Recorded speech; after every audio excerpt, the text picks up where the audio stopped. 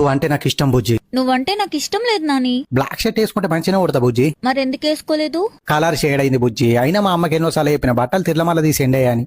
మీ అమ్మ ఎట్లా ఎండెత్తది? నువ్వేం వేసుకున్నా నాకు నచ్చవు నాని. ఎన్ని కలలు కన్నా బుజ్జి. ఏం కలలు? ఈ పెద్ద బుజ్జిని పెళ్లి చేసుకుని ఒక చిన్న బుజ్జిని కనాలని మీ ఇద్దరికి సది డబ్బలు పెట్టి దాన్ని స్కూలుకు నిన్న ఆఫీస్కు తోలేసి నేను మంచిగా సోఫా మీద కూర్చొని అంచుకు ఆమ్లెట్ వేసుకుని మందు తాగుకుంటే సినిమా చూడాలని. నాకు ఇంట్లో తాగితే నచ్చదు నాని.